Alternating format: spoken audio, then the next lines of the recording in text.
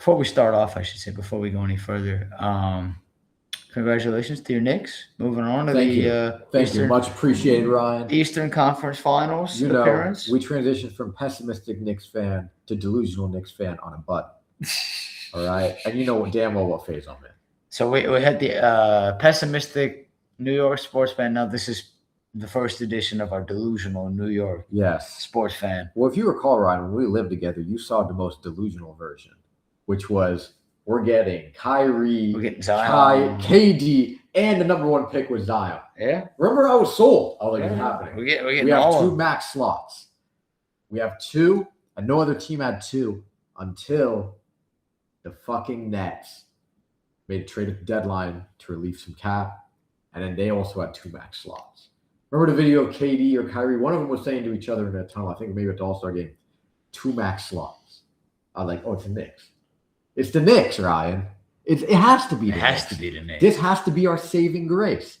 And with Zion, a generational talent, the next dynasty.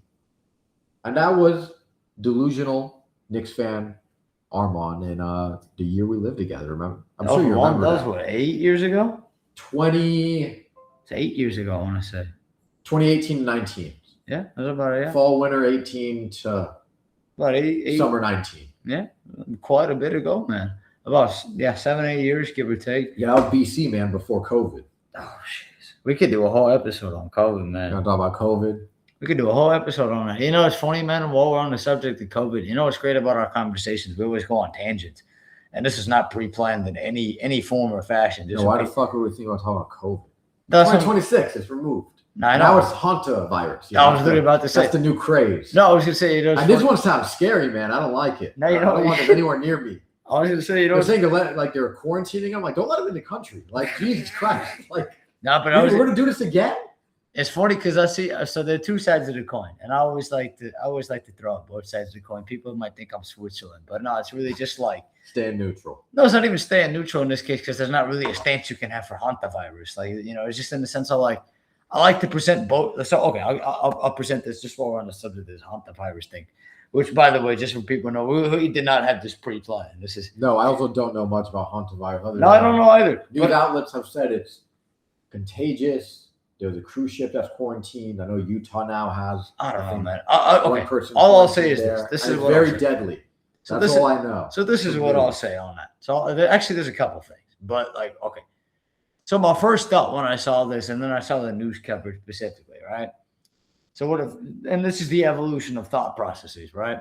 So when I first heard about, you know, these guys on a cruise ship, whatever, you know, one thing, but then, you know, they had these guys on the news, and I don't know how many people out there actually watch the news or where they get their news.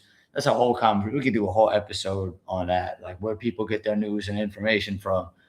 But I thought it was fascinating. So when I first kind of saw about all this stuff, what it really felt like at the beginning, without knowing any prior context of what it is, what it does, no prior research, what it felt like was deja vu in many ways. It was like, hey, we're running that shit back again so fast. Like, and then from the news perspective specifically, what it felt like was these news organizations are trying to recapture that COVID ratings magic. You know, what I like to call fear porn. Fear porn. Okay. Fear porn is what I like to call it, where it's like, if you remember back in COVID and they had like all these new, like CNN or Fox News or MSNBC or whatever. And they had like the death graphics on the TV and like the number of cases. And it was like, absolutely, like made for TV. And, news organizations and businesses, and they want to make money and they want to capture ratings. And it was like when COVID came around and everybody was scared and didn't know what to do. And it's like, oh, sure, we're going to watch the news. And the news they were milking that shit for every last cent that they could. And so my first thought was like, hey, these news networks want to recapture that COVID fear porn magic. And it's like, because what I had first heard is like the news, so like from the limited knowledge that I have, and I don't want to say anything I don't know because I'm not a doctor. I don't, I'm not in the trenches of covering this thing. So I don't want to say anything I don't know. But just from what I thought originally, it was like, okay, these news networks that want to recapture that magic of like scaring people into the point where it's like all they're going to do is watch the news so we get ratings. That was my first initial thought. Mm-hmm. That's a reasonable thought right there. That was my first thought. Then my second thought was, and this was from having some conversations, and my second thought was this, and in many ways it actually plays into my first part about COVID. So with COVID specifically, and we'll go back in the fall. You know, you and I, we knew each other in that time period. We were going to school. It was our last year in college, and then it came about like our last semester, right? Mm-hmm. And yeah, our last semester, right? And I remember when that semester started, like that first month, you know, because we started with like end of January, and then there was February, and then March came around, and we were out of that bitch.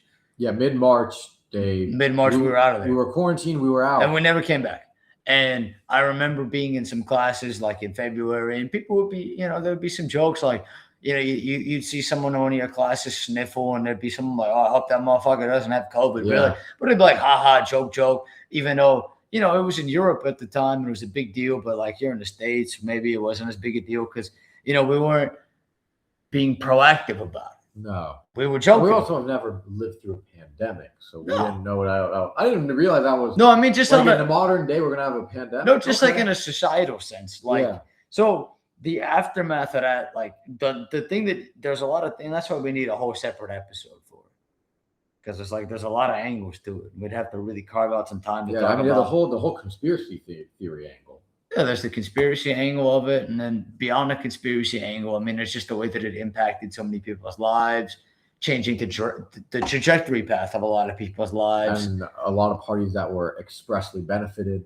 Yeah, and entities that made a lot of money, and then and then like, you know, the part where you mentioned corporations and price points, like in many ways, you know, you and I, we talk a lot about sports. Like I always look at it like all these like corporate sponsorships and everything. BC, and then afterwards, like before COVID, and after, there's always been corporate sponsors. Always. But it really feels like the cat's come out of the bag in a lot of ways. And like the quiet part gets said out loud a lot more in the 6 years since, where it's like, you know, when COVID, like, okay, inflation, right? You know, you and I think we both can talk about inflation a little bit, like not only from a business sense, but just in general, right? And it's like, you know, when that first whole thing kind of came around, I was like, hey, COVID, blah, blah, blah. You know, there was a lot of, even just in the aftermath of it, like when it was going on and in the aftermath. So, you know, when it first was going on, everything was shut down, prices went up. And, you know, the explanation at the time was, well, it's a pandemic, there's shortages, inflation. So, you know, interest rates were also zeroed out, right? So you have to basically, you have to pay these prices because of the circumstances.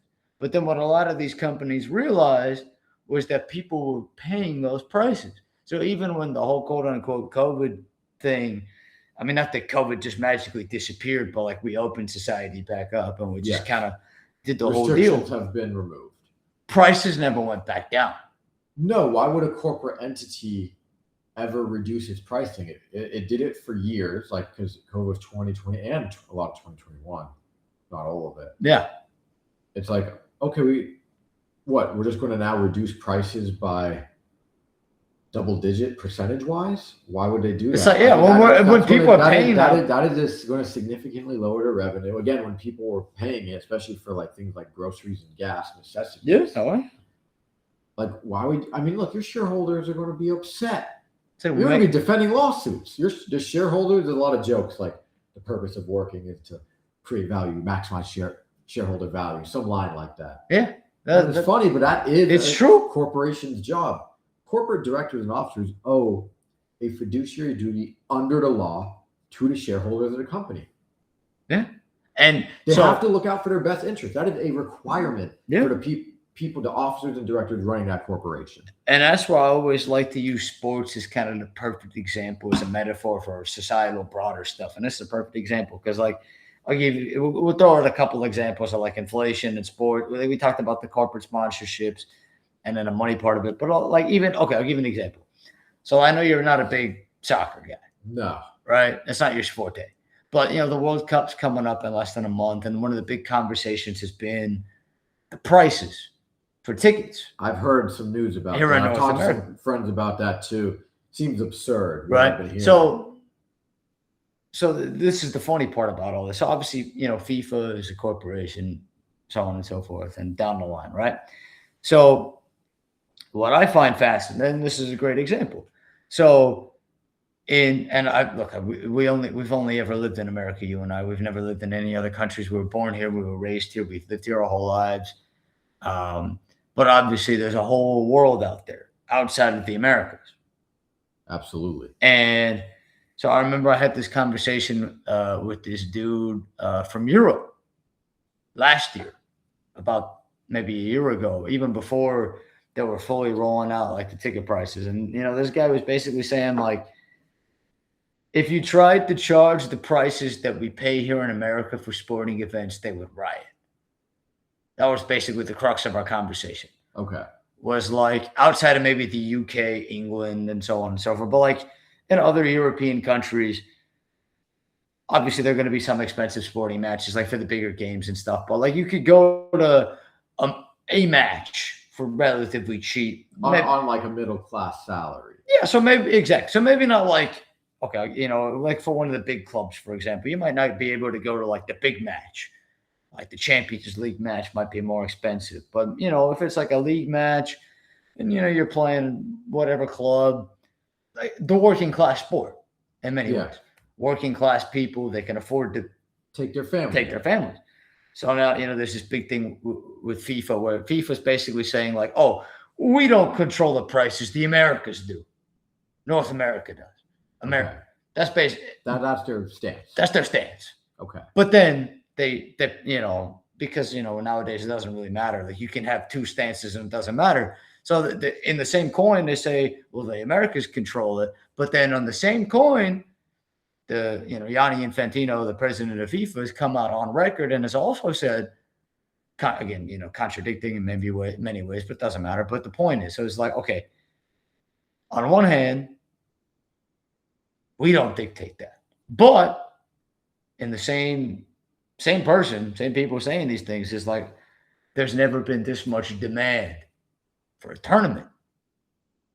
And so we'll meet like people are excited. All these things that they say, like businesses. There's so much demand that basically we're raising prices.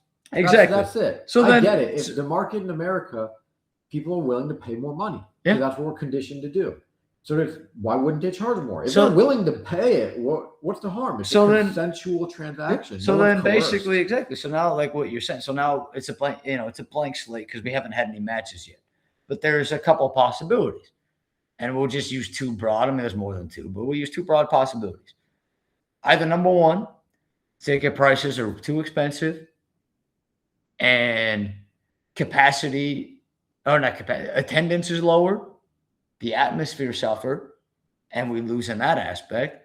Or scenario two, stadiums fill up regardless, and it sets the stage for every future tournament outside of this one to be not only as expensive, but more expensive, kind of like COVID. It started off, these are COVID prices.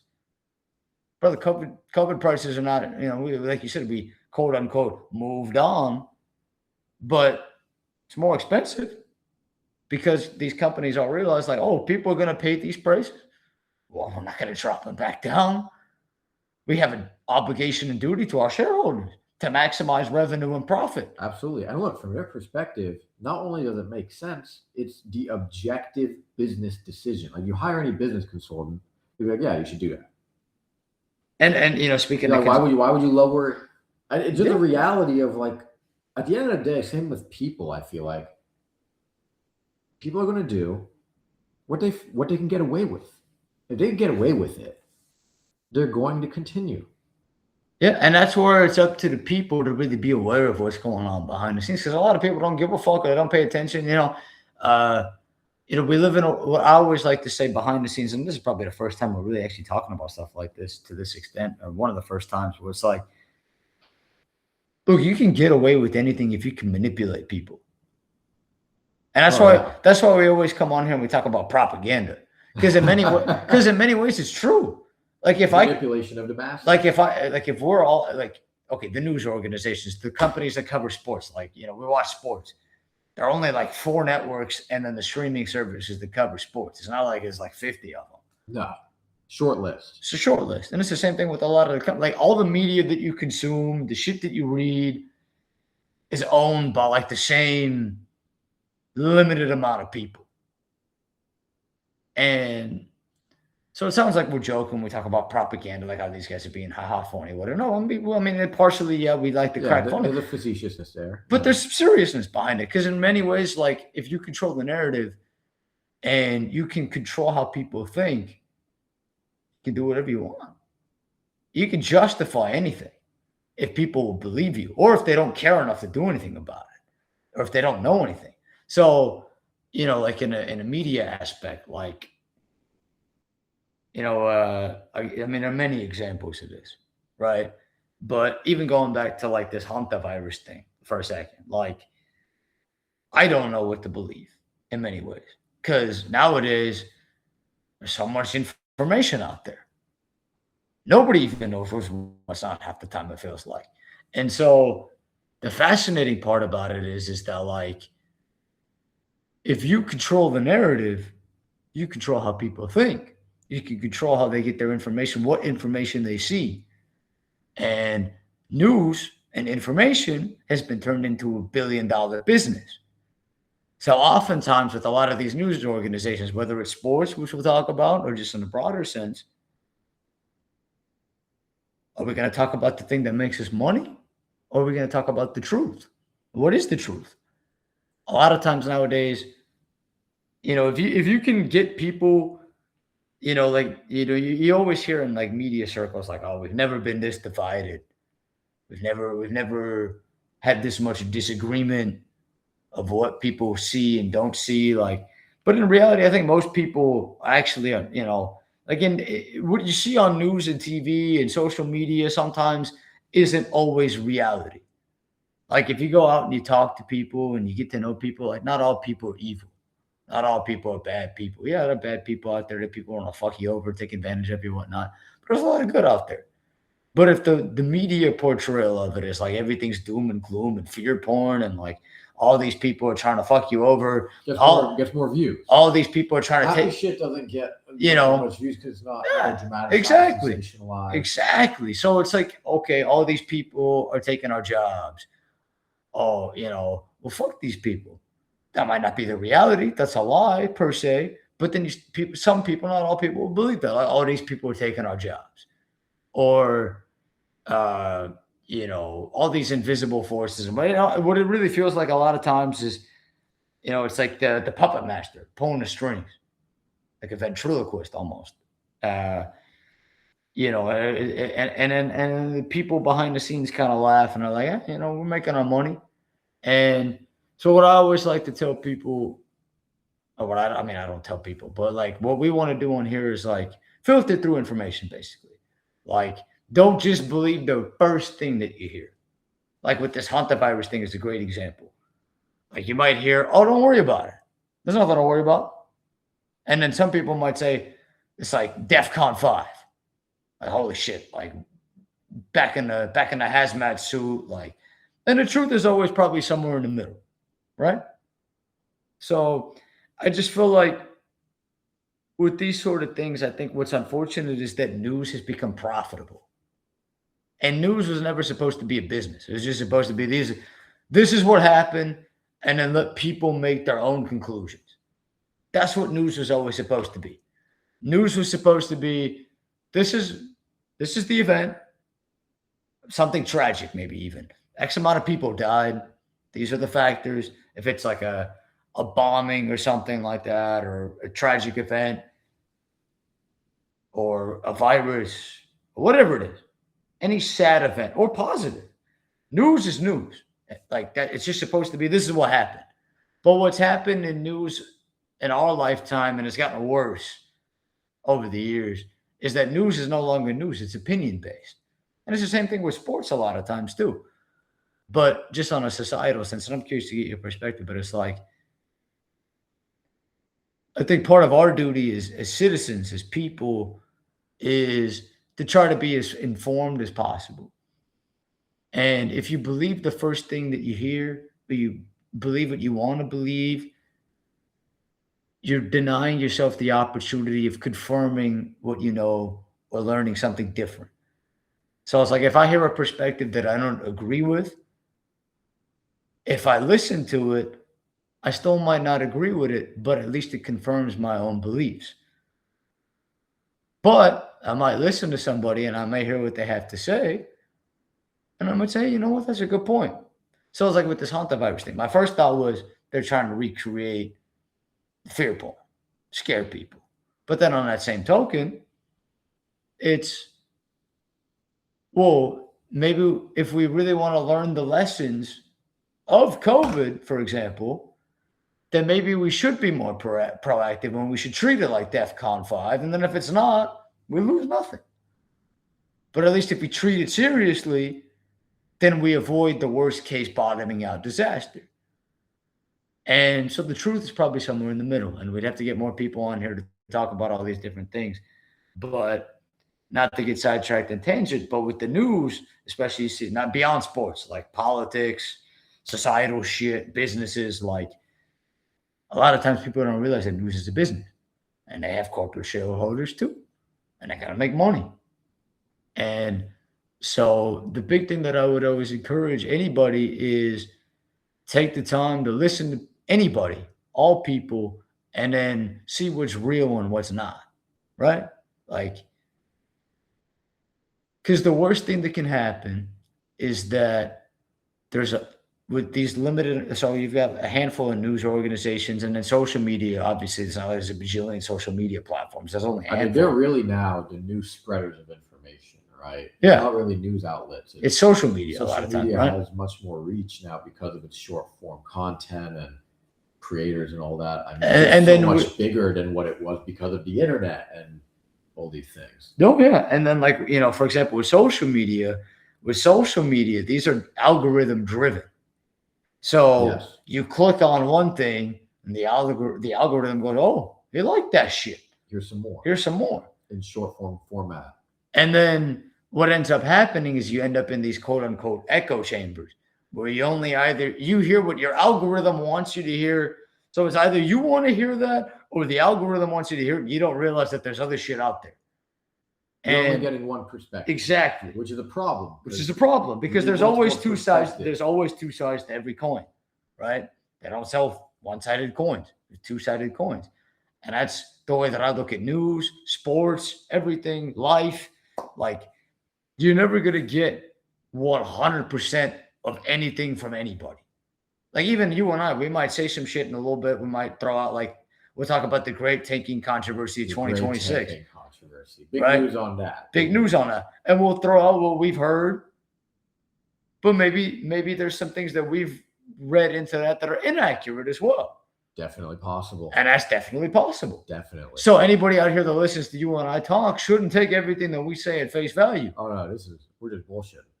I mean, I wouldn't say we're bullshit. I mean, a little bit. But like, my point is they should take what we're saying and look into it and come up with their own conclusions. So like when we talk about sports and we'll talk about the great tanking controversy 2026, we'll have our own opinions about that. But people don't have to agree with you and I about it. They could disagree. So it's the same thing with news. So with news, my problem with news over the years, and that's one of the big reasons why we wanted, like, we might be 60-something episodes in, but like we want to have these sort of conversations more often from here on out. Because in reality, the truth is always somewhere in the middle.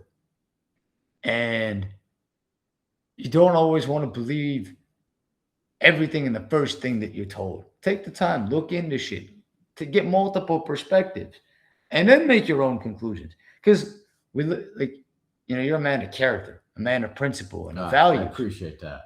But those values don't just come from nowhere, right? They come from trial and error, listening to people, your family, your friends, your mentors. And then on the flip side, getting bad advice, bad opinions, making mistakes. You take all these different data points and you blend it into your own individual morals, ethics, and values. And everybody's got different values and different morals and different interests. But like With news has become opinion-based. Well, what do you think about this? Who gives a fuck what I think in a news perspective? News is just, this is what's going on. Yeah, it's supposed to be objective. Exactly. But news is supposed to be all ratings, right? Exactly. So they gotta put on the embellishments and so on. And that's my point. And it goes to an extreme, especially because extreme stuff, like moderate stuff doesn't get views and traction and clicks and attention. You have to be on one of the extremes. Like the Stephen A. Smith model of sports commentary, right? Yeah, I gotta say, you have to use like bona fide scrub. The Wizards are an abomination of a basketball team after winning the draft lottery. Like clickbait shit that they could put on the ESPN app and on YouTube. By a big margin? I think by a big margin, he's like the highest paid per year sports reporter / analyst, media personality, right? I mean, Pat McAfee's probably 2. I don't know. Actually, they're probably pretty similar, but yeah, I think Stephen A. Smith gets paid $20 million a year just from ESPN. Oh yeah, that is sensational. He's getting NBA. That's a Josh Giddey contract, and Josh Giddey just got that deal. Yeah, what a 4-year 25 or a 5-year 100? So he gets paid between 20. So basically, Stephen A. Smith is making NBA money, like good NBA money. That's a good contract. And like, you throw him back to your Knicks. Like Stephen A's a quote unquote Knicks fan. Like even your boy Josh Hart's been like, "Yo, Stephen A, like you don't know shit, bro." That's what he said, basically. Yeah, I mean, like look, Josh Hart defending Mikal Bridges, his teammate. I will say, wasn't exactly mad at Stephen A. Smith for saying that. Mikal was playing like shit. He played like shit for like 2 months straight. Yeah. Including the first round. And that's where it's like the truth is probably somewhere in the middle. Yeah. So in a case like that, okay, Stephen A. Smith says some shit about Mikal Bridges. Hey, maybe there's some validity there. But then when the Wizards are an abomination of a basketball team, maybe not. So you have to filter through that information. Yep. Like if Stephen A's throwing a bunch of shit at the dartboard, like with these short form or like, because they do first take us, what is it, 2 hours in the morning? And something like that. 2 hours with commercials, so it's like an hour. And then he's got, the radio show and the YouTube show and all these other shits. But like with Stephen A, right? They're in there, they talk for an hour, but then they cut up 30 seconds or a minute and a half of what he said. And then they try to get the clickbait engagement of it, get the ratings. That's why he gets paid the big bucks. Because ESPN and these sports organizations have convinced people that that's the best form of sports content, which in my opinion is bullshit. But that's a different conversation for a different day. But it's the same thing with news. Like you see on a lot of these news networks, they'll bring on like these quote unquote experts. Expert in what? Like who? You and I can give ourselves some really fancy titles. Like I could be like, hey, Arman, you're the New York correspondent to the Unfiltered Report. The fuck does that really mean? I don't even know. I don't even live in New York. Exactly. Like, what the fuck does that really mean? What's going on here? So like you go on the news and they'll be like, oh, now, bringing back, person X, Y, and Z. And, so I think what I would caution anybody out there is you should never believe the first thing that you hear. You should hear it, listen to it, and then look into it and make your own conclusions. So like you and I would talk about a lot of shit. Other people come on here, we talk about a lot of shit. People, sometimes we might say some things that people will agree with. Hey, these guys make sense. But then if we say something and you don't agree with it, that's okay too. I think what you're saying people need to, use independent thinking. They exactly. For themselves. Exactly. They listen to what we say and then they analyze to see whether or not they want to adopt our viewpoint or not. Well, or not even adopt it, but like build onto it. Like build on it, give it credence. Yeah, right? Like maybe we say some shit that is inaccurate. And then someone says, hey, these guys made that up. Not made it up, but like they had false information. There might be sometimes we might come on here. We're not perfect human beings. We might say some things and then maybe it's not factual. Might not be. Someone should come and be like, hey, that wasn't factual. And we'll say, you were right. I've had conversations in the past. Like I mentioned this Hunter virus, going back to that. Like that was my first thought. Then I had a couple of conversations and some people gave me the flip side. And then I thought about it. Well, hey, if I said we weren't proactive with COVID And I've been saying that, and now this Hunter virus comes here, and I'm not being proactive, and I'm not saying that, then maybe I'm contradicting what I even said. So maybe the truth is somewhere in the middle. I don't know enough. I need to look into it more to really be able to talk about it. But we live in a world where people want to talk about shit that they don't even know about. So like Stephen A. Smith's a great example. Listen, he gets clicks, he gets headlines, he says some shit, but the reality of it is, and this is no knock to Stephen A. Smith because I respect the hustle. I respect the grind, and I respect the fact he makes a lot of money. And I respect that because he's Makes living the American fucking dream. He really is. He can talk about whatever the fuck he wants. He can be inaccurate as much as he wants, and nobody cares. Or even if they do care, what are they going to be able to do about He's it? entertaining. He's still getting the money. Everyone knows. So I don't want to hate on him entertaining. because I don't want to give it any. And and Stephen A's not the only guy. And honestly, Stephen A should come on here and we should chop it up and talk it up. Like, oh, that man, how much do you think he charges for a podcast appearance? you think we're paying him? No, I'm saying, how much do you think he charges? I mean, probably as much as Bob Myers is charging the Philadelphia 76ers to consult for, and not even the Sixers. Like, we were talking about this, like Bob Myers, bro. Bob Myers, GM of the Warriors back in the day, he's done some ESPN shit. The owners of the 76ers, obviously the Sixers are not the only team that they own. They own the New Jersey Devils. They own Crystal Palace and so on and so forth. And Bob Myers is their consultant, quote unquote, not only for the upcoming 76ers general manager job, which they just filed Daryl Morey. Was it yesterday that they fired him? I think so.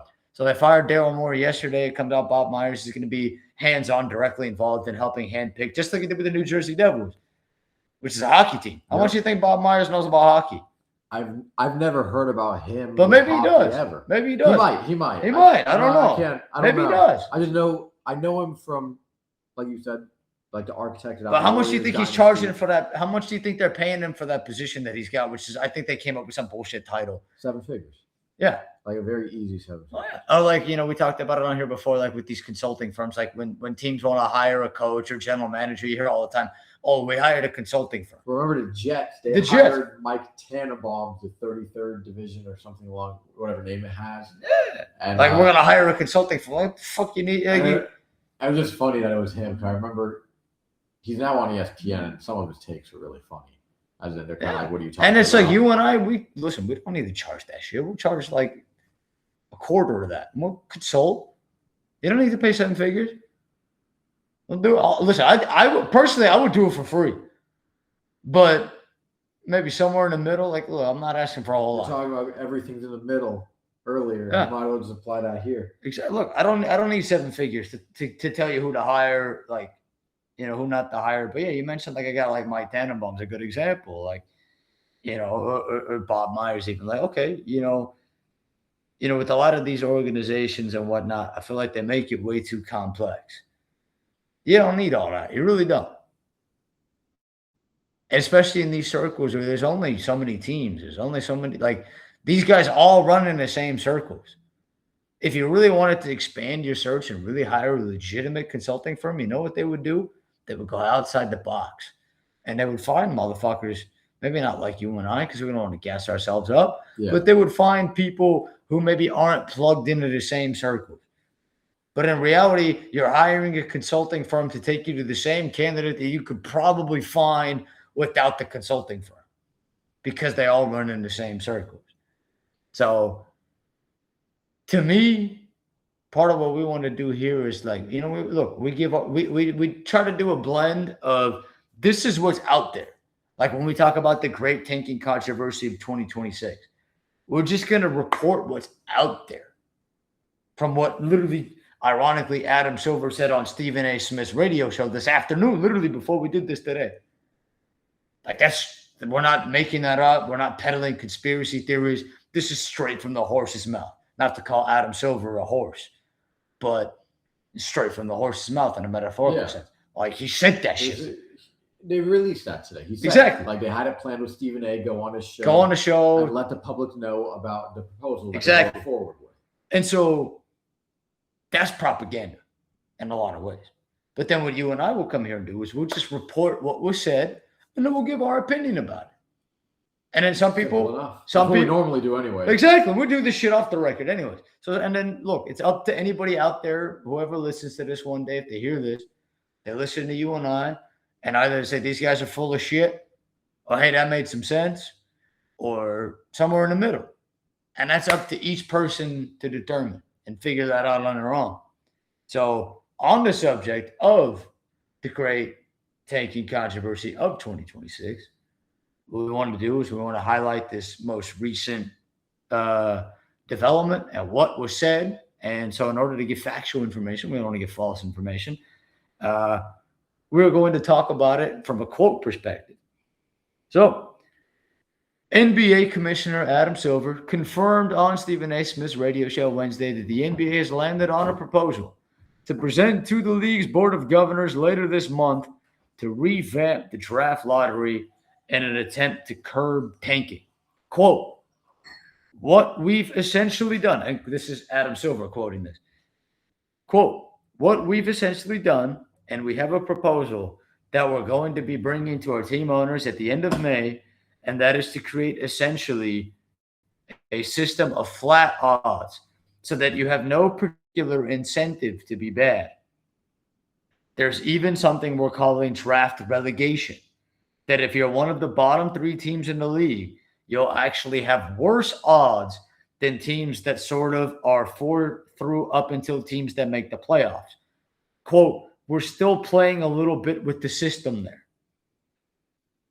The system, and this is on the ESPN article that we're reading off of, the system, the 3-2-1 system that ESPN first reported in their ESPN article from today, ironically, a couple weeks ago, would give the 3 worst teams a lower percentage chance of winning the lottery than the teams picking from 4th to 10th in an effort to curb the need for clubs to be as bad as possible to increase their chances of landing a high pick.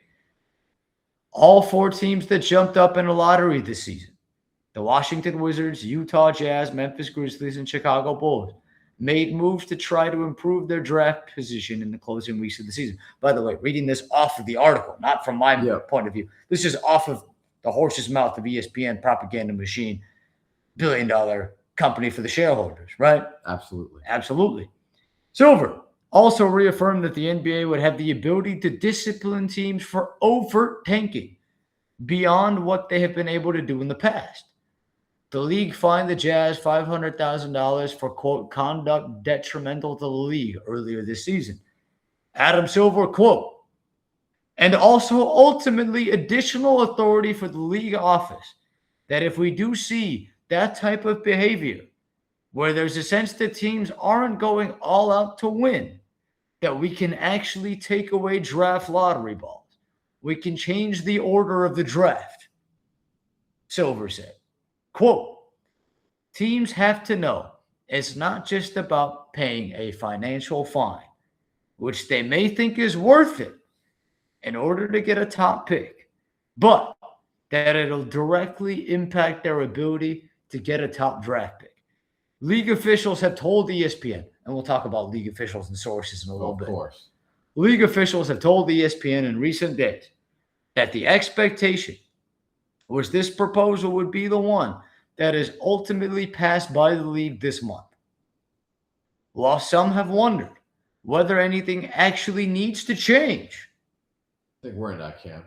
There's also a near universal belief that something was going to be passed to change the system in light of how the past couple of drafts went. The NBA has also reiterated this will be in place only through the 2029 season, when the new collective bargaining agreement will be in place, and that addressing tanking could be part of those negotiations as a result. Quote, the system that we're going to be putting in front of our teams will be in effect for 3 years, Silver said. Quote, what we're telling our teams is the term people will use is it will sunset. In other words, this is going to be a new flat odds system. It'll be in place for 3 years and will give us time for additional study to see whether there are other creative ways to better distribute players. End quote. And then a new quote. And it'll also give us an opportunity to see how our teams respond to the system. Because one thing I've learned, whether it's in new provisions in the CBA, new provisions in the draft lottery, which, as you know, we've changed many times over the years, the teams are incredibly innovative and creative at coming up with ways to work the system. And the article ends right there on ESPN. I love the way it ends. I mean, look, I think we've always been on the same wavelength about the subject of, do things really need to change? We're in a year where the draft has an unprecedented amount, at least for the last 2 decades, like an unprecedented amount of talent. So yes, it makes perfect sense that when most people think there's multiple franchise players in a draft, that more teams that know they aren't good enough to make the playoffs, i.e., the Wizards, the Jazz, the teams that were really bad, that also tanked. But you knew even if they didn't tank, are they going to be the 3 seed? No. They wouldn't probably even be a play, especially in the West, like for the Jazz and the Wizards. Again, they weren't that good to begin with, and because they got a lot of young players, and young players need runway to gain experience and get exposure and make mistakes and be able to develop. Right. And look, young players, it also helps when they get additional good young players through the draft. Look, at the end of the day, how are bad teams going to get better if they can't get better through the draft? Because at the end of the day, those teams can't usually attract marquee free agents, because the hallmark of a bad team, think going to football, the New York Jets, they always have to overpay for veterans that are past their prime. It's the same for basketball. That's just how it goes. And especially a lot of them are small market teams. So you think of it like Sacramento Kings. We've talked about the Kings. Yeah. Look, man, they tried this year. They just weren't good. Yeah. No, they look, like you mentioned, a great point. Like 2 years, so they had the Beam team a couple years back. I think it was 3 years ago. Oh, shit. So, they had the Beam team. They lost to the Warriors in 7 in the first round. Then the year after that, they lost in the play-in. They lost a little bit of maybe that Beam team magic a little bit. They had a couple of bad losses. They played down at their competition a little bit, whatever it is. Then they went out the year after that, and they signed DeMar DeRozan. They got rid of Harrison Barnes. They brought in DeRozan. Knowing ahead of time, by the way, that De'Aaron Fox, they were on the clock, Rich Paul, his agent, there was already rumblings before they signed DeMar that De'Aaron Fox might be angling to get out of there. But the Kings went out, they signed DeMar, and De'Aaron Fox had a fucked up finger injury in camp that he never really recovered from. The Kings got off to a bad start. They fired Mike Brown. They brought interim coach comes in, Doug Christie. Now, normally when an interim coach comes in, there's one of 2 things that happen in any sport. Either the bottom drops out, you completely suck ass. Like the Jets when they fired Robert Saleh and put in Jeff Ulbrich. Yes. Or you get an interim boost. Like the Phillies fired Rob Thompson, Don Mattingly. Now they're almost back to 500. And even before when they fired Joe Girardi and they hired Rob Thompson was the interim. That was the year they made the World Series a couple years ago. Good point. So one of 2 things happens when you hire an interim. So then Sacramento, I think they were 13-19. They had played the Pistons. They had a stretch where they had some brutal losses in that stretch, the Kings, before they fired Mike Brown. Like they had a game against Denver that lost at the brink. They had some brutal losses to Denver, even with Doug Christie later on. Like they had some really tough losses. They lost some games they probably shouldn't have lost. And I remember this was last season. They were playing Detroit. And De'Aaron Fox commits a foul at the end of the game and they lose. And then in the press conference, a couple of things get said. Mike Brown gets fired. Yeah, there was always rumbling about his relationship with De'Aaron Fox. But then De'Aaron and Mike Brown have come on and they said they got along, and actually maybe in many ways Mike Brown getting fired, according to the media sources that'll plug in information, and that's why we always like to say people should come to their own conclusions. Oh yeah, because the media was trying to plug it in. Like part of the reason De'Aaron wanted to get out there was they fired Mike Brown. So make your own conclusions. No one knows. Make your own conclusions. But basically, so they fired Mike Brown. And then they went on a big win streak when Doug Christie took over. They rattled off a bunch of wins. Everything was coming together. Keon Ellis got freed from the doghouse, started playing minutes. Mike Brown refused to play Keon Ellis. Mike Brown, honestly did an awful job in those 32 games. I know he's doing great things with the Knicks right now, getting them, or maybe the Knicks players, if anything, but like, look, Mike Brown's coaching a team that's in the conference finals right now. Yeah. So a lot of people might look I think he's been doing very well in the playoffs, coaching. He changed up after the second, we were down 2-1 against the Hawks. They switched to a much quicker pace with off-ball movement and more ball movement in general, running the offense through Cat a little bit more because he's able to pass from the paint. So it's like two things can be true at once. It's been great for us. Right? So it's like Mike Brown was asked with the Kings. He was asked with the Lakers back in the day. He did a great job as an assistant with the Warriors, and that's why he got hired by the Kings, won Coach of the Year. They had a great year that year. Jordy Fernandez was one of the lead assistants on that team. He got hired by Brooklyn the year before when they signed DeMar. So anyways, so they lose. They're 13-19. Doug Christie comes in. They go on a little bit of a win streak. And then right as they start turning the corner a little bit and starting to play really good basketball, it comes out that De'Aaron Fox wants to get traded.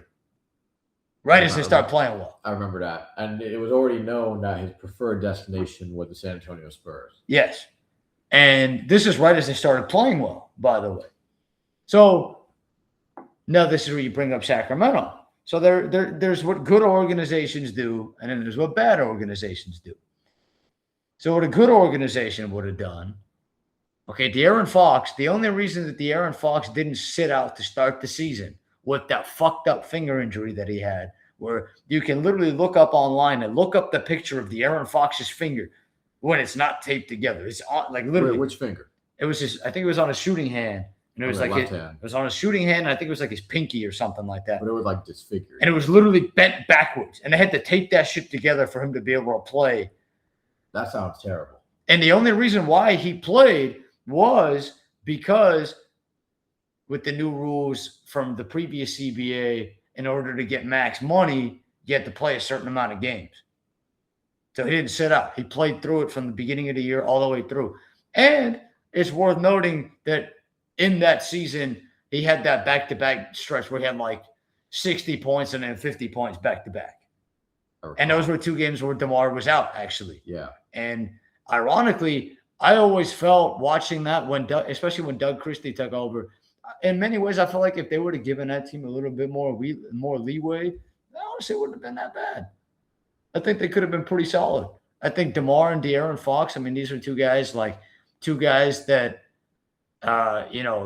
DeMar, so the Clutch Player of the Year award came into effect when De'Aaron Fox won it. If they would have had that the year before, DeMar would have won in a landslide. It was the year he hit the 2-game winners back-to-back, New Year's Eve, New Year's Day. Like it would have been a landslide. And then they created the award the year after, and then De'Aaron Fox won it, and then Steph Curry won it. And ironically, DeMar was top 3 both of those years, just didn't win it because the Bulls were ass. Yeah. Or mediocre. Yeah, ass. yeah, I was gonna say that's their sweet spot. Right? Mediocre ass. We'll get to the Bulls in a second, right? So anyways, so De'Aaron Fox says, hey, I want to go to San Antonio. Rich Paul, we want San Antonio. So what a smart team would have done, it's easy to play Monday morning quarterback, but like in hindsight, what they should have done, and I think they should have done at the time as well, was, okay, De'Aaron Fox got this finger injury. He doesn't want to play here. Shut him down. Shut him down for the season, and then trade him in the offseason. Get a full scope of where you're at, get a full canvas of the marketplace, so on and so forth. Even with San Antonio, if you're going to trade him to San Antonio, at least give yourself a little bit of time to trade him to San Antonio. But what the Kings decided to do was, no, fuck that. We're going to trade him to San Antonio. And then, some people, look, San Antonio didn't have to give up a single young player to get De'Aaron Fox. And instead, the Kings go out and get Zach LaVine from the Bulls, which bails out the Bulls, and we'll talk about the Bulls in the draft lottery. So they bailed out the Bulls, the Kings. Yes, completely bailed them out because that is not a good contract. No. And so what most smart organizations would do is, okay, De'Aaron Fox, you want to go? Okay. I'm going to shut your ass down, take you to the offseason, we'll see what happens. Okay, look, they wanted to do right by him, blah, blah, blah. Great. Send them to the Spurs. But they didn't have to take on Zach LaVine. No. Then look, were they going to get Stephon Castle? No. But they could have, what they could have done, and this is what I would have done, because when De'Aaron Fox shut it down, they could have ran with the lineup that they had before that. They could have ran Malik Monk, Keon Ellis, DeRozan, Keegan Murray, Sabonis. Look, are they going to win a championship? No. That's a competitive team.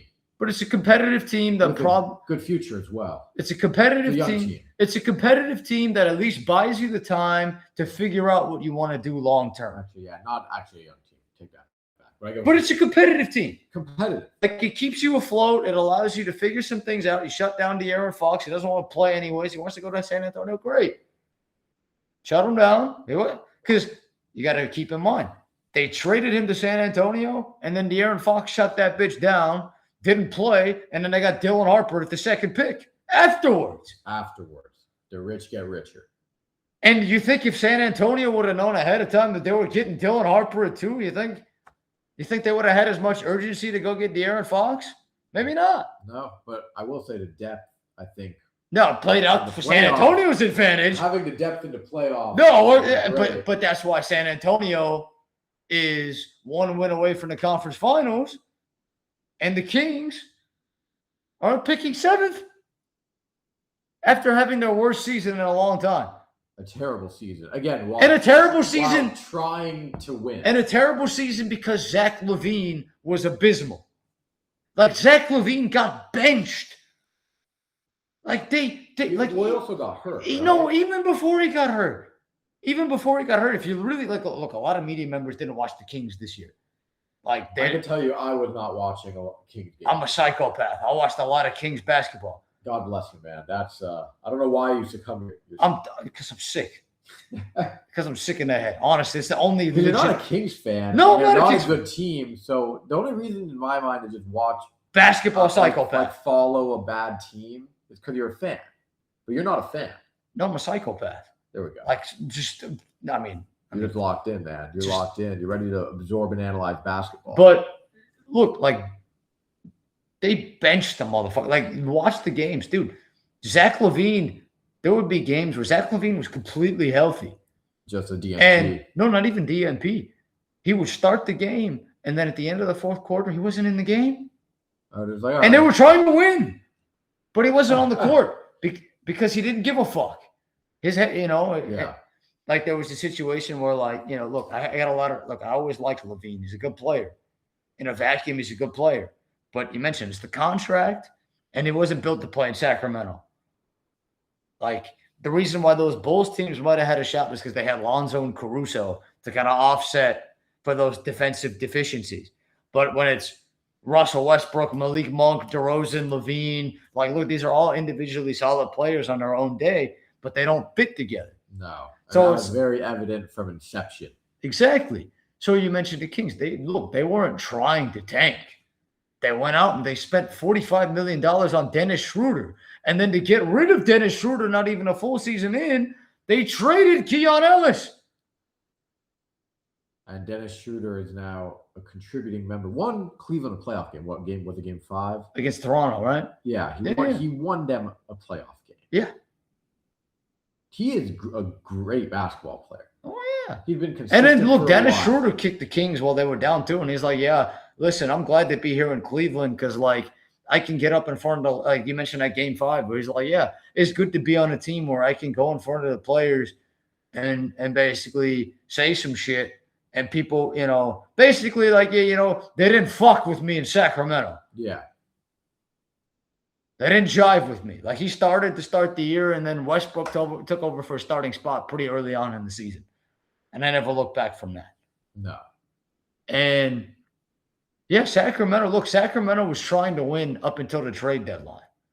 And then they realized they couldn't trade anybody because none of their players had any value to get rid of. And then that's when LaVine shut it down. Sabonis shut it down. DeRozan and Westbrook played until the end of the year. And then, they shut down DeRozan in like the last 4 games of the season. And they shut down Russ maybe like a week or 2 before that. But, like, it was only until after the trade deadline we're like, okay. And then, like we mentioned, they had the worst record in the league. And then a guy like DeMar won them like a couple games after the deadline that got them from the worst record in the league to the 5th worst, and then that's why they're picking 7th. Yeah, got really the odds were not in their favor. No. But the thing is I think they're a worse team than, for example, the Jazz. Like if the Jazz played Markkanen and JJJ, they would have won more games than the Kings. That's what I'm saying. So the Kings were just bad. Yeah. And then like you're saying, look at the Pacers. Yeah, the Pacers, they Zubac plays. Then when he gets traded, he got hurt on shut the it down. fly. Yeah, Jaren Jackson Jr. played 1 game. Same thing, De'Aaron Fox last year. De'Aaron Fox played a couple games, and they're like, hey, we're not going anywhere. They shut his ass down for the rest of the season. They got the 2nd overall pick. They got Dylan Harper. Now they got De'Aaron Fox starting, and they got Dylan Harper. And Dylan Harper, in my opinion, any other team, he's like franchise player, rookie of the year, and he's still a franchise player, by the way. It just happens to be he's on a team with Wemby, Steph Castle, De'Aaron Fox, and all these other motherfuckers. Oh, yeah. So he's still a franchise player. He's still going to be an all-star player, still going to be a really good player, still going to be a 20, 25, maybe even 30 point in a couple of years. Like, he's that good. He just happens to be on the Spurs where they got multiple of those guys. Like OKC. Like OKC. Like AJ Mitchell. Like we could be spreading incessant AJ Mitchell propaganda. Like they got him in the 2nd round. Look, they got SGA, they got Jalen Williams, J-Dub, they got Chet Holmgren. But he hasn't even been playing. He didn't play the series. That's what I'm saying. They don't need him. They haven't needed him. For 2 series, they haven't needed J-Dub. The 2 series, they didn't need him. That's absurd. Like AJ Mitchell absolutely eviscerated the Lakers. Like I was surprised. I just didn't expect him to at high efficiency too from the floor. It was absurd. He was playing great defense. He had Austin Reeves in hell for a couple games. So he's playing great defense. He's getting you over 22 a game. The Lakers were like, okay, we're gonna double SGA. Okay, great. They still got a bunch of players. So it's like in this new age NBA, it's not what it used to be, where it's like there's only 1 good player or 3 good players. They're all good players. Like OKC, San Antonio. I mentioned now with these tanking teams, like the Wizards and the Jazz. These 2 teams, outside of the Spurs and the Jazz, in my opinion, those 2 teams, and then maybe even a team like Memphis a little bit further down the curve, like they're going to be really good. You know why? Because you go down the list, they've got depth, they've got youth, they've got talent. Like they've got players, like if you put them on other teams with an expanded role, they would probably be, as the media always likes to say, oh, there's a number 1 option, a number 2, which I've always found fucking stupid because it's like they're all basketball players at the end of the day. They all need each other. It's a team game, right? Doesn't matter who's 1, who's 2, who gives a fuck. If you got good players and you got more of them and they don't have egos, you blend them together, they do great things like OKC, like San Antonio. So then with a team like the Wizards, for example, the Jazz, the Jazz. He's got Lauri Markkanen, Jaren Jackson Jr., Keontae George, Ace Bailey, Walker Kessler, Kyle Filipowski, Bryce Sensabaugh. You go down the list. Cody Williams, Isaiah Collier. That's 9 motherfuckers that we just listed. And they have number 2 pick. And they got the number 2 pick. Loaded draft. In a loaded draft class where they could basically have their almost outside of the Wizards, obviously picking a lot. Get whoever the fuck they want. They could take a guard, they could take a big. Like, they can do whatever the fuck they want. They can trade down. They can trade up to 1. They can do whatever the fuck they want. The Wizards got Alex Sarr, Bilal Coulibaly, Keyshawn George, Trey Johnson, Will Riley, Bob Carrington, Jameer Watkins. You go down the list, and they traded for AD. I was going to say, Trae Young. Naming everyone but Trae Young, AD. That's because they don't even need them. They don't even need them, but they got them anyways. Well, dude, I mean, there were some games where you could just tell they were bad this year. And I get it. A lot of young players, right? AD and Trae Young didn't play. I will say allowing Bam Adebayo to drop 83 on you, you should feel shame. No, that's no offense to Bam. Bam is amazing. No, they should feel shame for that. But, dude, you just got, blown out and he dropped 83, one or the other. Yeah. But listen, if you're the Wizards, this is the thing that people don't realize, like with the NBA and the great tanking controversy of 2026. What a lot of people don't realize is that it's not always just about being bad and tanking. Like, yes, that's how it appears and that's the philosophy. But there are deeper things within it where it's, if you look at it, it's actually the smartest thing you can do, because what the Wizards did was genius. Like, the Wizards have been mediocre to ass pretty much every year of our life. Like the most relevant teams that the Wizards have had in our lifetime was the John Wall, Bradley Beal, Otto Porter Jr. Wizards teams that, they were good teams. John Wall, ironically, was on the podium when they got the first overall pick.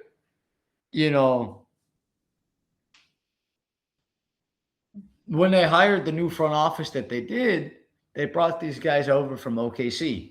Michael Winger, Will Dawkins, and the pitch that they made to the Wizards, and the Wizards hired these guys, was basically, give us a shot, and look, owners are going to print money regardless. But it's like, hey, print money, and we have a plan to get you somewhat relevant as well, and actually make this a winning franchise. And in order to do that, people think it's like, oh, they're not trying to win. No, they are trying to win. But they're playing a long game. They're actually building they're deconstructing the whole thing. And that's why if you listen to the interviews that these guys give, and you read the transcripts, and you look at the proof in the pudding, not only beyond what they're saying, it's smart. Because instead of doing, like we talked about, and we'll talk about Shams Charania and the NBA draft lottery coverage in Miami in just a second with the propaganda. But like what the Wizards did, honestly, was smart. Hey, look, you've been a mediocre to ass franchise your entire – I mean, listen, Michael fucking Jordan could, he was with the Bulls, and he unceremoniously ends his career with the Wizards. Michael fucking Jordan – like they had to kick MJ to the curb and be like, you know what, MJ, we can't deal with your bullshit anymore. Like, yeah, you got to think about that for a second. Like, they've been, again, outside of the John Wall, Bradley Beal, Otto Porter Jr. teams from like a decade ago, they've been miserable.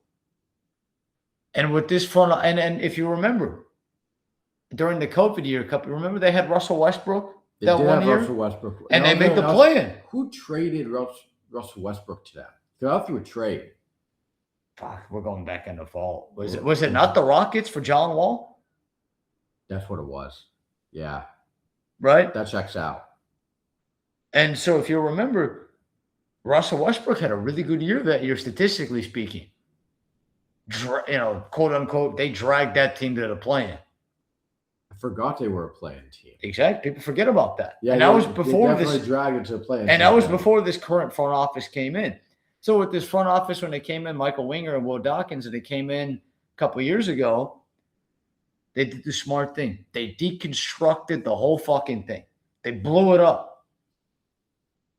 Let's start from scratch. Let's take on bad contracts, take on assets. Let's bring in some vets. Like, look, they had CJ McCollum, and adding CJ McCollum in one of those deals got them fucking Trae Young. Think about that for a second. That's brilliant fucking business. Absolutely. They didn't have to give up any picks. They didn't have to give up anything. They just gave up CJ McCollum and a little bit, and that was it. They didn't have to sell the farm or nothing, and they got Trae. CJ McCollum, he's great, but he probably wasn't in line with their timeline. Exactly. Because CJ McCollum was winning them a couple games before he got traded this season, because CJ's not out there trying to tank. No, not at all. CJ's a good player. And you saw, respect to him, he was a reason the Hawks were up 2-1 against the Knicks. So that's why I think this whole narrative is fucking stupid. Because it's like they weren't necessarily, okay, you can say that, okay, they were trying to lose. But it's not like they're trying to lose intentionally. What they're doing is strategically deconstructing the whole team, accumulating assets, building up future flexibility for future years. So you're adding draft picks, you're shedding financial payroll, you're getting rid of dead weight and bad contracts. And the bad contracts that you're taking on to take on additional assets. And then you go into the draft, and you go out and you're not necessarily getting players with the number one pick, but you're getting talented players in the first round. this is the first year they're getting the first overall pick since John Wall. Alex Ooh. Sarr was the second overall pick, but outside of that, Trey Johnson was sixth. They got Bilal Coulibaly later in the lottery. They got Keyshawn George, I think, like 17 or something like that. They got Will Riley. They had 19. They traded down. They got him at 22. They got Jameer Watkins in the second round. So it's not like they're, so they're drafting depth, good players at different parts of the draft. Late first round, second round, lottery. It's not like they're just getting top 3 picks, but they're accumulating assets. They're getting good players, and it's strategic. So even if they wouldn't have gotten the first overall pick this year, I still would have said what they're doing is smart. It just so happens they got the first overall pick. And same thing with Utah. A lot of people get mad at Utah. People forget Utah, not even that many years ago. I went to the playoff game when Terrence Mann went ridiculous and they beat the Jazz. I was at that game. Must have been a fun game. That was a fun game. And I don't give a fuck about the Clippers, but I was at that game. This is before they went to Intuit Dome. So this was at the Crib.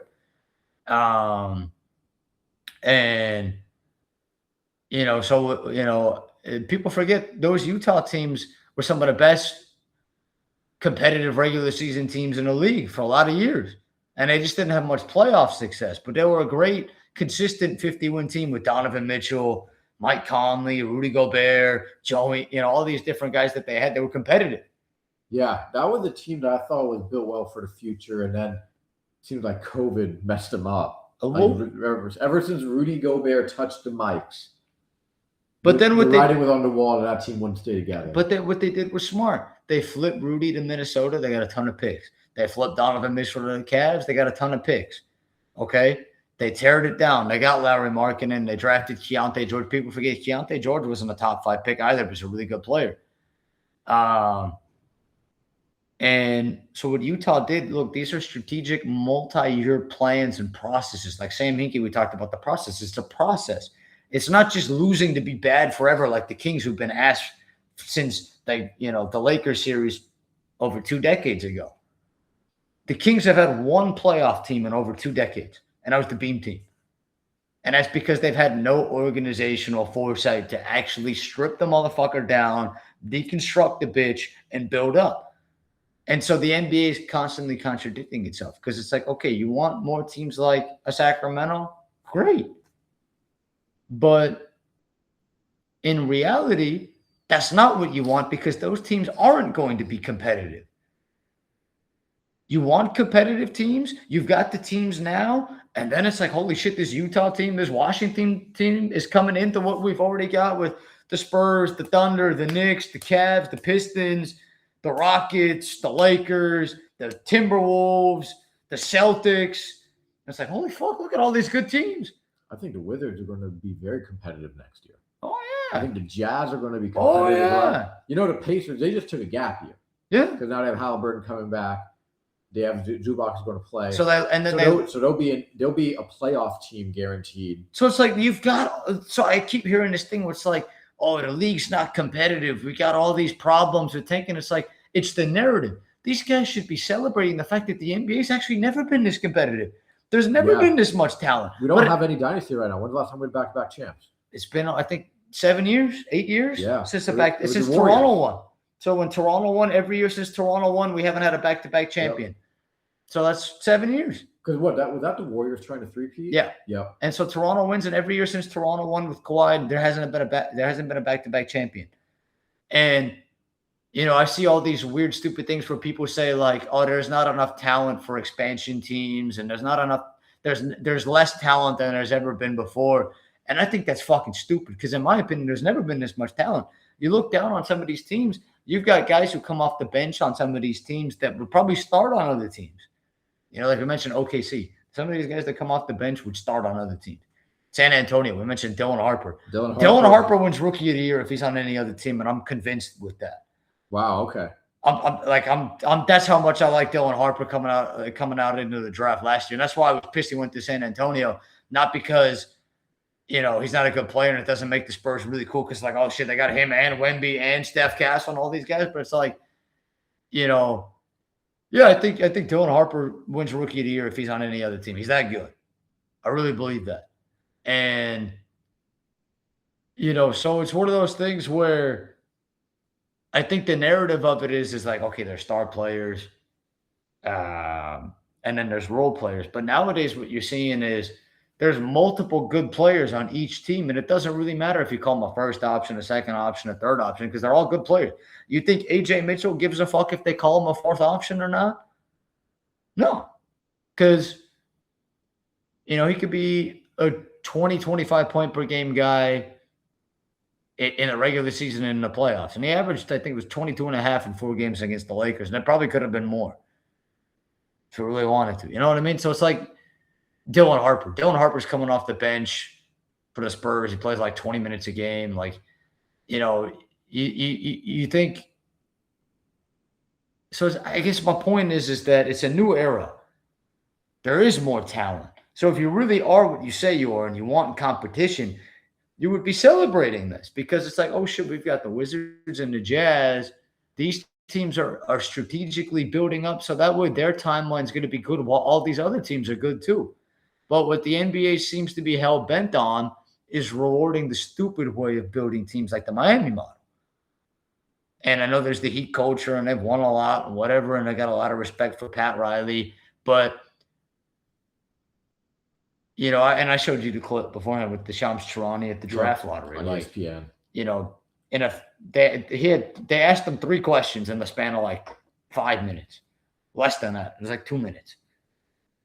And each of the 3 times, he specifically brought up Miami on set during the draft lottery on ABC, where, he was like, oh, league sources tell me that Miami is one of the big proponents of this new tanking proposal, because of the marketplace and players want to play in Miami. This motherfucker is saying this on the draft lottery coverage on television. And then 2 other times talks about Miami after that in the span of like 2-3 minutes. So, listen, I don't mean to suck up the oxygen in here, but I just think it's really fascinating where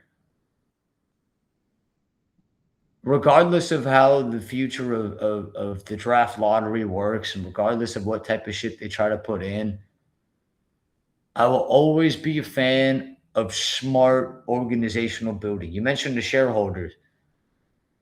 The shareholders are the reason why this is a big problem. The gambling companies, the corporate sponsors, they don't like that shit. And that's why it's a problem.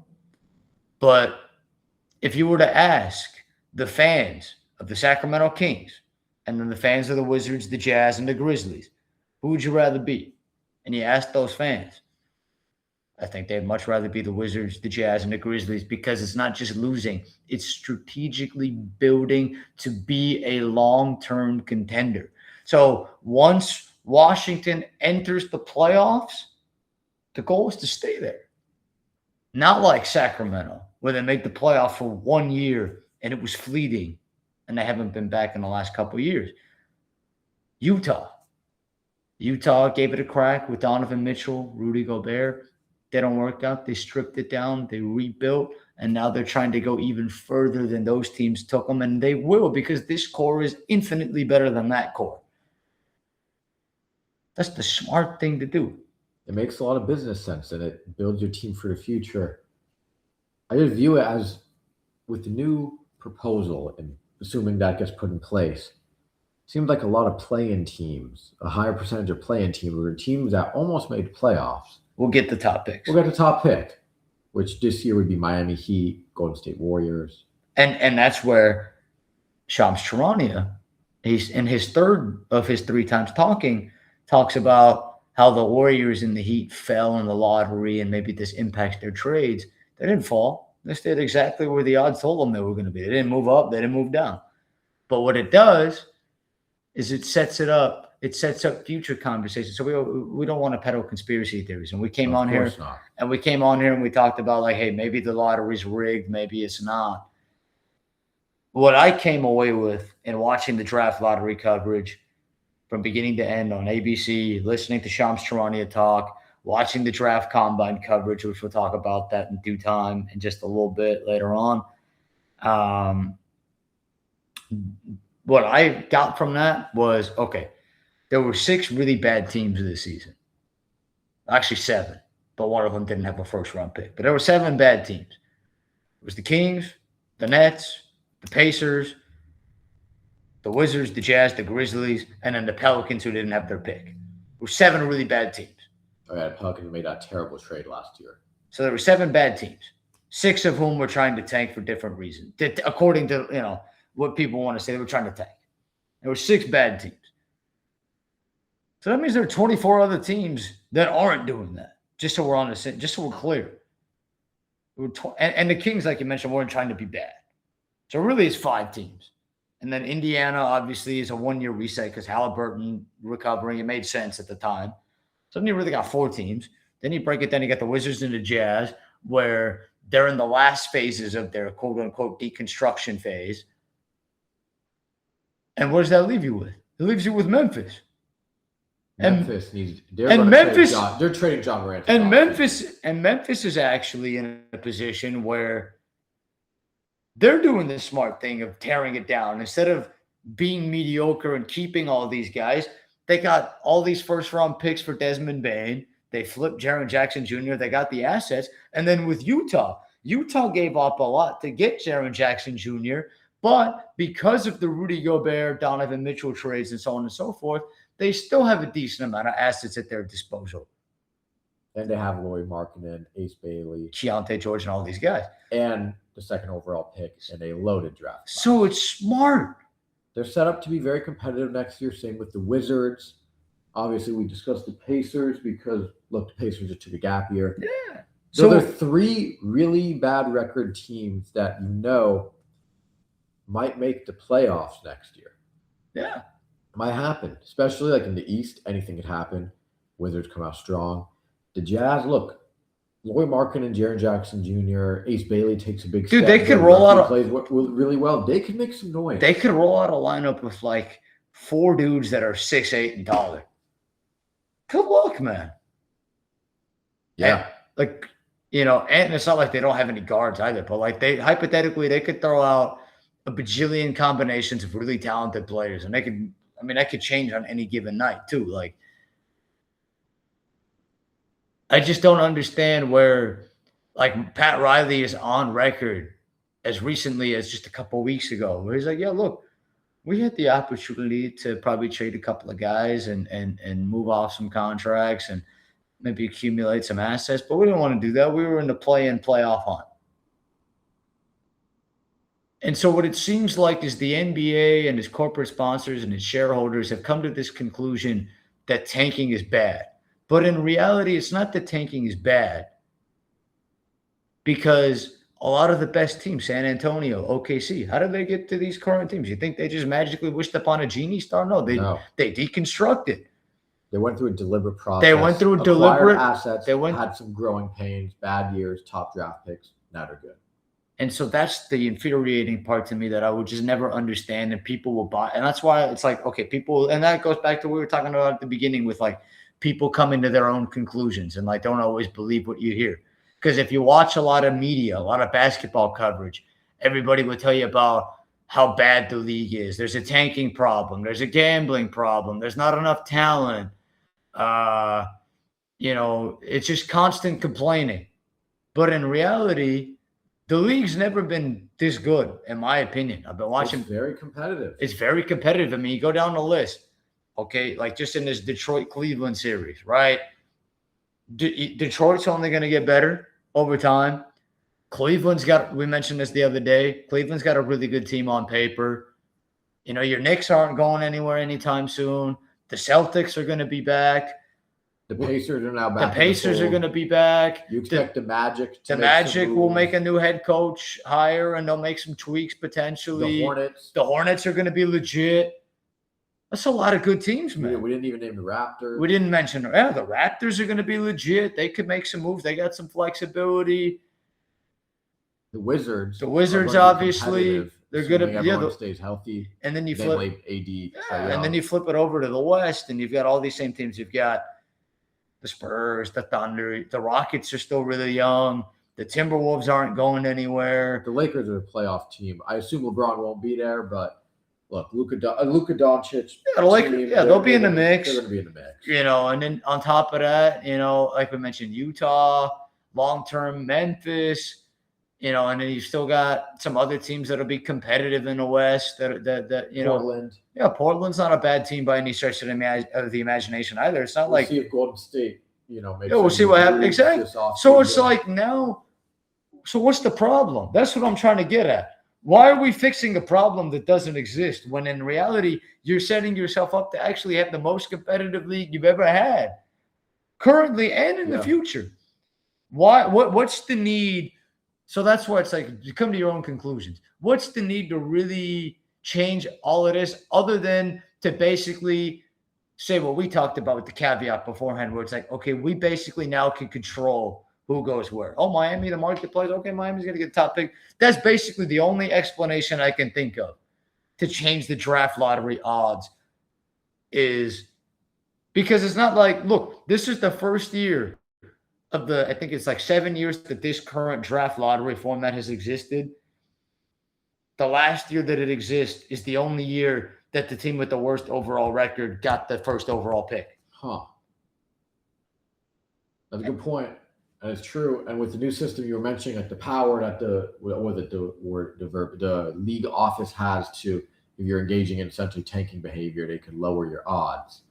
The thing is that gives the league office an exceptional amount of power to what you just said, kind of help cherry pick the process of ensuring that it's like, this big top, the big name prospect from the big name school that had the best season, the number one pick, they go to a Miami who they get a guy like that. They were already a playing team, not or even higher, right? Or the Golden State, kind of a similar vein. Yeah. Playing team, but with vets. Yeah. Or even a team like Chicago, right? Like Chicago, any team could use a number one. Like Chicago's been mediocre. Chicago's been mediocre to ass for a long time too. Like they've been milking Michael Jordan for about 2 decades. Longer than that. Like outside of the Derrick Rose teams back in the day, and half a season with DeRozan, Lonzo, Caruso, Zach LaVine, Vucevic, like they've been ass. So they finally at the trade deadline, they stripped it. They said we're gonna get rid of everybody. And so that article mentions that the Bulls were trying to deliberately lose. No, they just got rid of everybody. Yeah. They still actually moved up a bunch of spots. It's not like they had, I think they had off the top of my head, it was like the 8th or 9th best odds. I think it was the 9th. And they moved up to 4. So they moved up a couple spots. And I could be wrong on that. But I think you're right. I mean, the overall reason that they put all this in place and everything, you look at it and you're just like, look, it seems like the end result is that now the worst teams do not get the first pick, and the league now has more control over the odds, which means they can now help steer the process towards big stars to big city markets, especially Shams Charania said today. Miami. Well, he said players want to go there, big market, So and this is I said that on national television. That is, look, it's pretty telling. It's no secret either, right? You want this. I mean, look, Luka's now in LA, on the twilight of LeBron. They get Luka. I think he had the most points per game this year, 33.5. Yeah, led the league. 46% shooting, like 39%, 40% from three. Absurdity. Yeah. It's like, come on, man. He's in LA. So but that's going to make the league a lot of money for LA to have Luka superstar. Because the NBA definitely lost money in the post-Kobe years when they had those god-awful teams. And then they got... and they were awful, by the way. Yeah, and people forget them being they awful. Had Lonzo Ball, they had Josh Hart. But people forget those guys, them drafting all those guys, they traded all those guys for AD. So that's what people forget. The Lakers had to suck for a couple of years, get all those guys, and then flip them for AD. So it worked out. And it worked out. There was no complaining about it back then. No.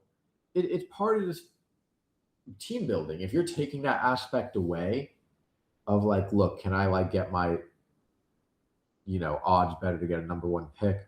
Again, some of these teams are not going to get good trades from Nico Harrison, here's a franchise player on a platter with a silver spoon. You think Utah's getting Luka Doncic? Come on, that's just not going to ever happen. And they're not getting, for example, when KD was a free agent, right, and he went to Golden State, that was a guy he elevates your team to a championship big. This was. I remember we were all talking about. We're like, this is. Oh yeah, this is Here.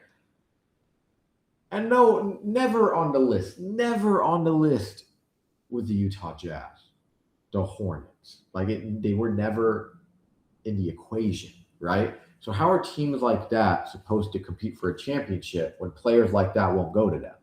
You have to draft them. And in the NBA, obviously there's exceptions to the rule. You know, Giannis, Kawhi were like mid-team picks and so on. Jokic, a late-round pick. I think Jimmy Butler, a second round. Or I think late first, like 30th or something.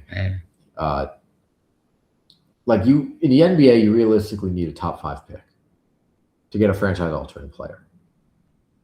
So if the odds of that are now less, you could just be stuck in a place of sucking for longer and longer and longer without being able to accumulate more assets, because that's the main asset you can get. A top pick, which you could flip to more picks if you trade down, trade for a good player. Because you know you're not going to get the marquee free agent. Yeah. And you know what? I still think in all of this too, like you can do all of that, but kind of Adam Silver left it open-ended. Like, hey, these teams will find a way. Look, I still think teams are going to, like, it's smart. Like, look, the way, like if I was a general manager right now, I'm not. If I was, and I wanted to do all that, and my team was mediocre to ass, I would still strip the bitch down and do the same formula. Because even if I'm not getting the number 1 overall pick, I'm just trying to accumulate as many assets as possible. So I'm still going to do the same process.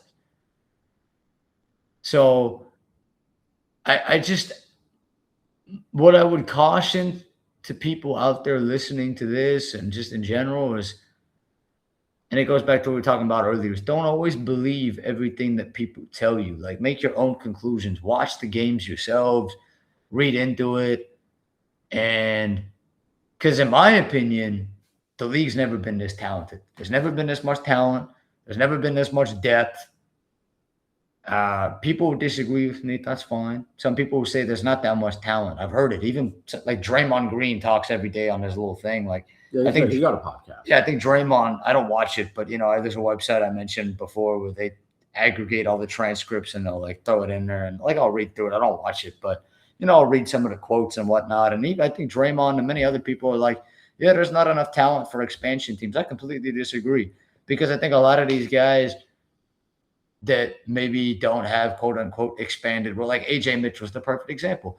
Before this Lakers series, 99% of the basketball watching public had no idea who the fuck that guy is. And only people who, you know, really watch and like, hey, this guy's pretty good. You know, it was not like, look, I mean, and I don't want to just keep using him as an example, but there are other guys too. Like, you know, a lot of times they really, you know, there are a lot of examples where it's like, hey, you know, we fuck, you know, it's just one of those things where, man, I just don't understand. I really don't. I mean, it's just interesting the amount of focus, effort, and energy so many parties are putting into it, whether it's the NBA owners, I'm sure NFL, NBA PA is involved in some capacity, then the media attention and coverage. Well, the media is just like, propaganda. Like, this is like a big production for something that I didn't really think needed that much attention. No. I don't think there's so much tanking in the league that the product is bad to watch. It's just the coverage is shitty, bro. Are there some games that are bad to watch? Yeah, like you're not going to catch me tuning in for Nets and Jazz this past season. That never happened. But even if they were trying to win, would it really be better in some aspects? No. I mean, look, they weren't. Sometimes, but people don't, especially before they did the trade. What the NBA and a lot of these leagues that have these kind of things don't realize is that, yes, some teams tank and they strip it down and they're bad for a couple of years, but no matter how hard you try, someone has to finish in last. Yes. Every year, it's gonna happen. And that team should. I just like the NFL model. Yeah, you're the worst team. You get the first pick. Simple. Worst team, first pick, which eliminates, and then also just in general, no pick protections. Yeah, which we talked about. That's the Pacers and Clippers. Yeah, and then the Wizards, they had the 1-8 to the Knicks. If it went outside of the top 8, they give it to the Knicks. And then Mark Cuban, he's like, we purpose again to the Knicks. Yeah, He's like, yeah, we definitely at the end of the year, like, hey, let's make sure we don't give that pick away. Same thing with Utah. Utah did the same thing. So guess what? If that pick protection wasn't in place, they would have just been able to. I mean, they would have just tried to win those games, right? Instead, they tanked for a little bit. So I find that the NBA is what they're doing. The end result of what they're doing. I'm not saying this is their intent. Yeah. The end result of what they're doing is that now more good teams, mediocre to good teams, get high draft picks, while bad teams get lower odds for high draft picks. Yeah. Without eliminating. So that's like the end result.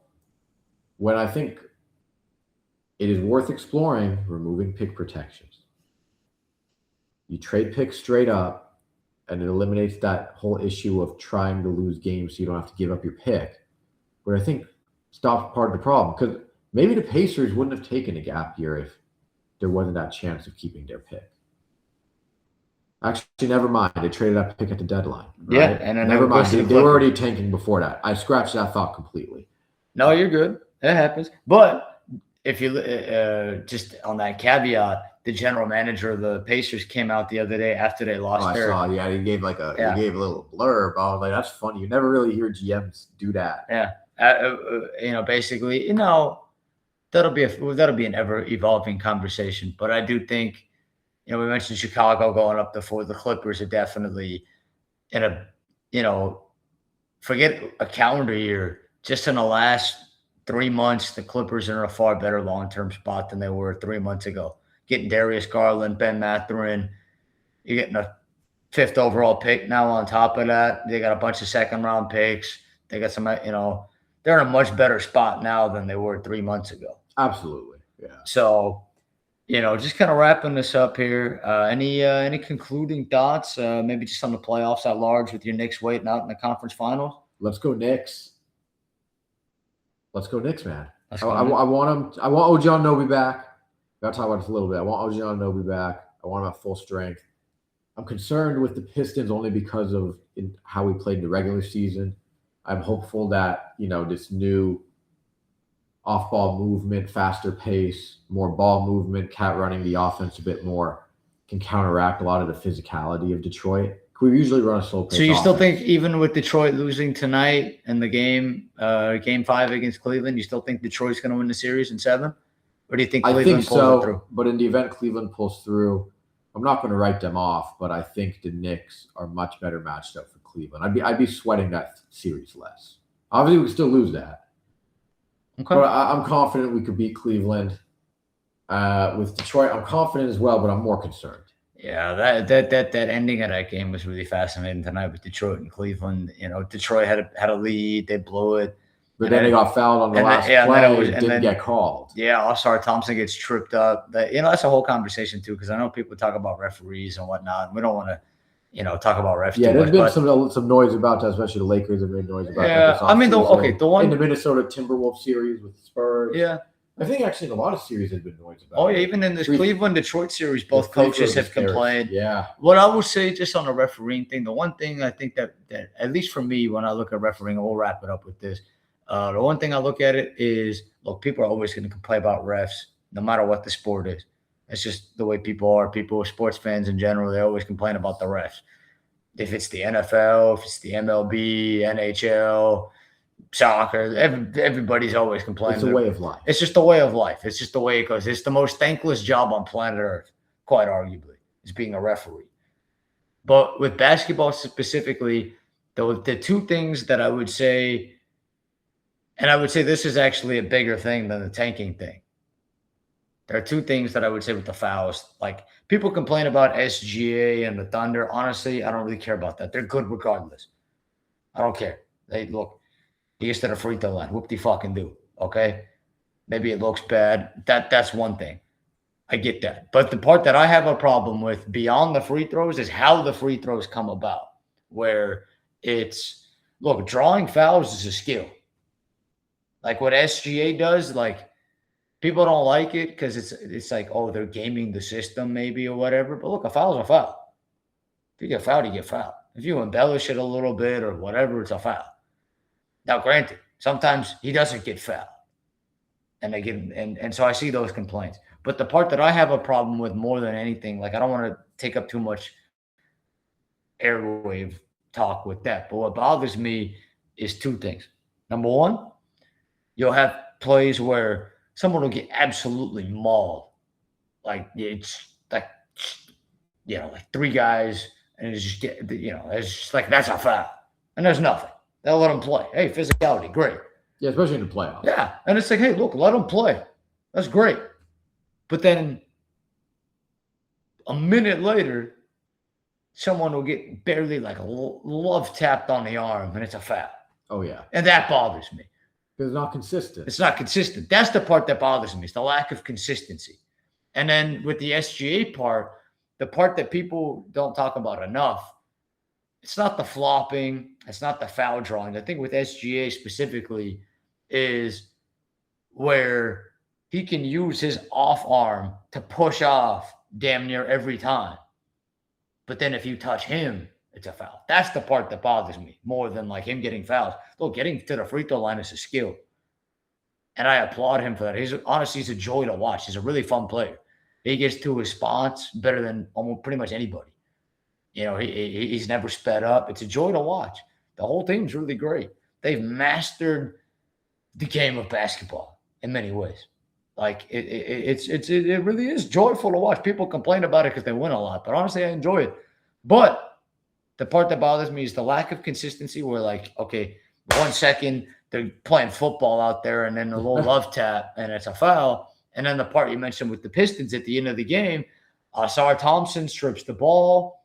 He gets tripped by Jared Allen. He gets tripped by Jared Allen. 1 second left. Doesn't get called. Ball goes out of bounds with 0. Goes to overtime, and they lose. That's a foul. That was a foul. It was a foul. Like, no matter how you want to slice it, he got fouled. And the part that always drives me nuts is, again, it's the lack of consistency where it's like, okay, guy drives to the rim, gets body slammed by 3 dudes, no foul call, and then there's a little love tap, and it's a foul. That part drives me nuts. And then the other part that drives me nuts is if it's a foul for 47 minutes and 45 seconds, it's a foul at the end of the game. Call it a foul. If it's a foul, it's a foul. Yep. Doesn't be consistent. So it's the consistency part that bothers me. And then I guess that's the part with SGA specifically that frustrates people like myself and other people with the fouls. It's not drawing fouls that bothers me, because drawing fouls is a skill. It's the ticky-tackiness of it, where it's like, you barely getting grazed on the, and it's like, oh, he's getting to the foul line. And then someone will, because a lot of the bigger players in the league don't go to the foul line maybe as much because it's like they're bigger, they're stronger, and it's like because they're bigger, it's like, oh, they can handle it. They can take it, they can handle the scratches and the cuts and the claws. And then one of these guys goes out and jerks their head back, and it's a foul. That's the part that bothers a lot of people. Yeah. So it's not the drawing of the fouls, because going to the foul line is a skill. If I pump fake 3 times, I get you jumping in the air. That's a skill. It is. That's a skill. That's 2 free throws or 3 free throws if I'm at the 3-point line. That's a skill. That's a part of scoring the ball. Every great scorer in the history of basketball, damn near, has always had an ability to get to the foul line. Either you put your head down and you get to the rim, or you pump fake. You get to your spot, you pump fake like, I'm a big DeRozan guy. He does it better than anybody as well. Pumps fake 3-4 times. You said a foul line. I love that shit. It's a foul. But, same thing with SGA. He does it too. He'll get to the foul line, but it's the embellishment and like the barely getting touched. That shit bothers me. So it's the lack of consistency and that part of it. And then at the end of the games and whatnot. But look, we could be here all night. But this has been fun, man. Absolutely. I appreciate you. Always, man. Yeah, I appreciate you taking the time to do this. Yeah, no, really, I appreciate that. Well, anyways, it's been the Unfiltered Report. My name is Ryan. To my right, Arman. I appreciate you, my brother. Appreciate you as always. Yeah. We'll lock these in real soon. Stay tuned for more. Stay safe out there. Don't do anything we wouldn't do, but if you do, have fun, right? Absolutely. There you go. Cheers.